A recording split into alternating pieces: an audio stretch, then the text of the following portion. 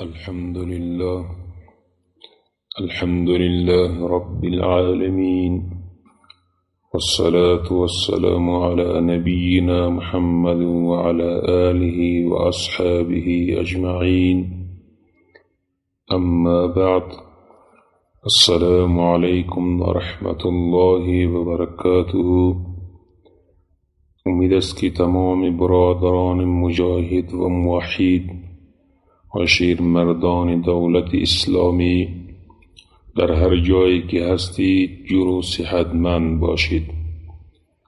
بله برادران مجاهدم، خواستیم که در زمینه صفت والای شجاعت و دلاوری یک سلسله بیانات را جمع نموده تا باشد سبب جوش آمدن غیرت و شهامت جوانان و نوجوانان امت اسلامی شود، تا اینکه غبار ذلت را از چهره امت اسلام دور بسازند.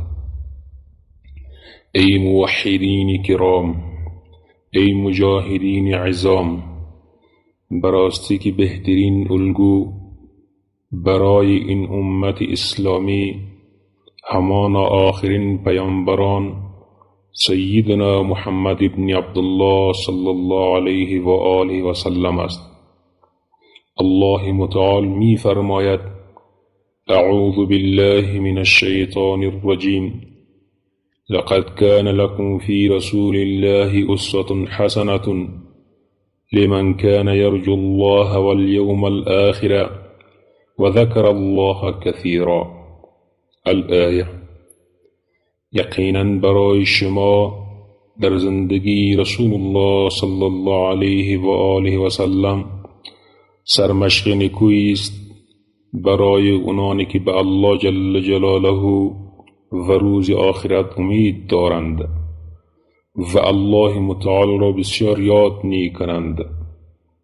پس تمام مسلمین مکلف هستند که از رسول الله صلی الله علیه و آله و سلم در تمام ابعاد زندگی خود از رسول الله صلی الله علیه و آله و سلم الگو و سرمشق بگیرند و از رسول الله صلی الله علیه و آله و سلم پیروی کنند.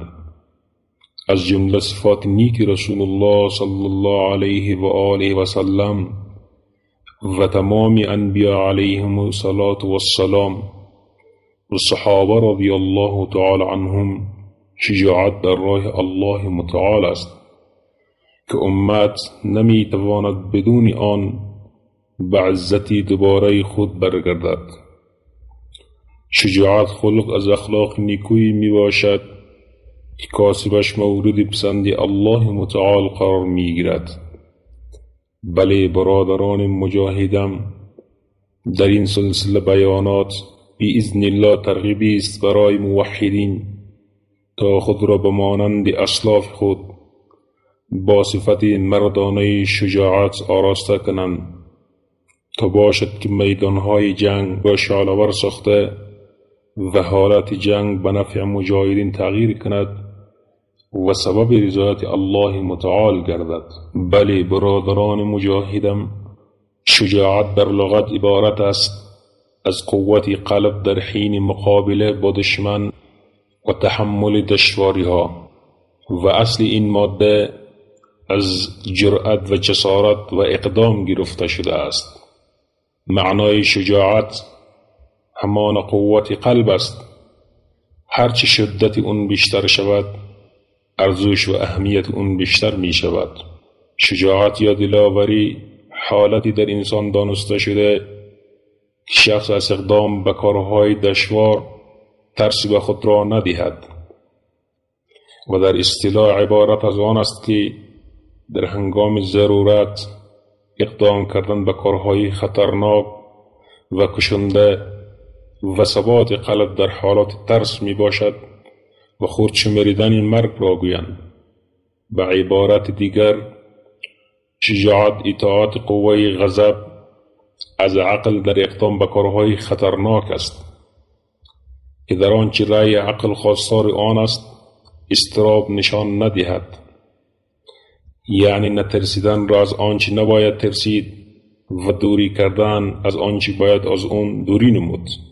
این صفت از بالاترین و با فضیلت ترین صفات اخلاق است و کسی که این صفت را نداشته باشد حقیقتا مرد به حساب نمی آید و یک مؤمن کامل نیست.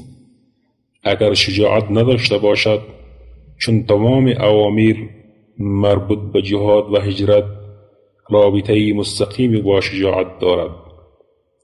بدون شجاعت نه جهادی است، نه نهی از منکر و نه دفاع از مظلومان است. شهادت مقبول نیست مگر در شجاعت. خندیدن الله متعال نیست مگر در شجاعت. حوران بهشتی نیست مگر در شجاعت. عزت مسلمین نیست مگر در شجاعت. ذلت کفار و مرتدین و روافض و غیره نیست مگر در شجاعت. خلافت نیست مگر در شجاعت. تطبیق شریعت اسلام در کل دنیا نیست مگر در شجاعت. شجاعت صفت نیک انبیا و اصحاب و صالحین و مقربون است که رب العالمین شجاعت و صاحبش را دوست دارد. از الله متعال می خواهیم که من شما را از این صفت والا و شایسته محروم نگرداند.